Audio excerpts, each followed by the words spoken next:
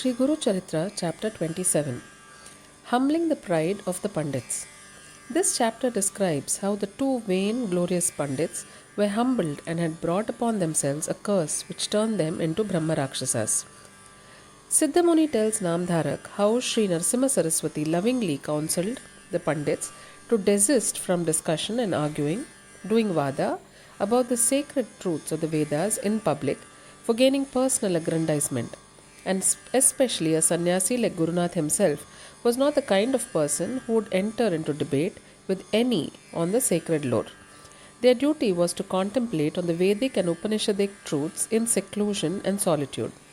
He warned and told them that if they still persisted in their challenge and insisted on debate, it was tantamount to courting their own ruin like the patang or glowworms hovering around the lamp and playing with fire to meet their self-destruction.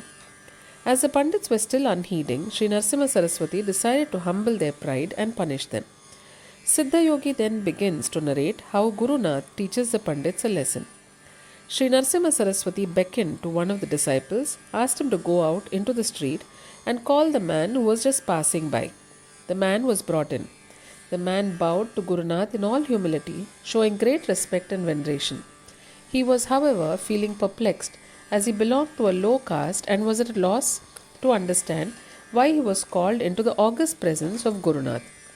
Shri Narsimha Saraswati asked him what caste he belonged to. The man told him he was a Matanga or a Harijan.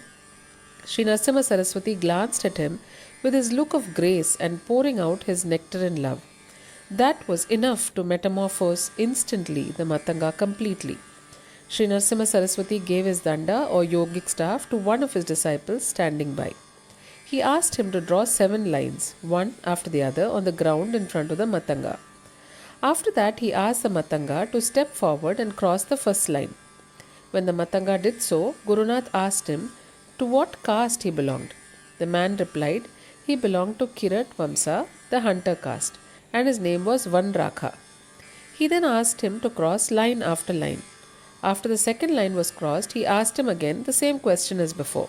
The man replied he was then Gangaputra, that is belonging to the fishermen's community. After the next line, he said he belonged to the Shudra caste. After the 5th line, he said he belonged to the Vaishya caste, that is to the merchant community. After the 6th line, he said he belonged to the Kshatriya caste, that is to the warrior community. After crossing the 7th line, he said he belonged to the Brahmin caste and devoted to Vedic Adhyayan.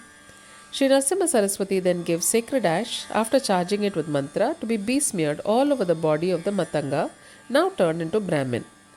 He then told the Pandits that they can do the vada with the stranger and seek the Vijayapatra from him if they can win over him in the contest.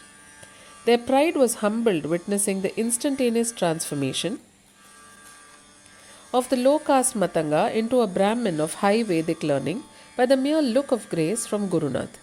And as the debate started, the Brahmin turned Matanga was arguing and reciting Vedic mantras as Brihaspati or Brahmadeva himself.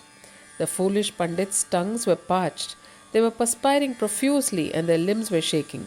They fell at Gurunath's feet and begged to be forgiven for their pride and arrogance in not heeding to his advice, in their arrogance, ignorance and foolishness. Shri Narsimha Saraswati said with compassion, I cannot help you much now.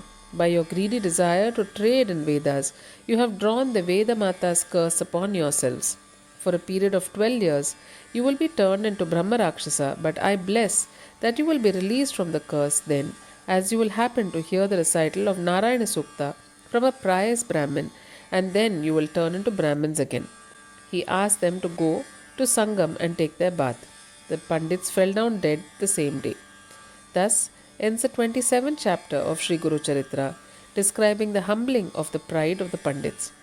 Glory to the all-merciful, the omnipresent, and the ever-responsive Gurunath.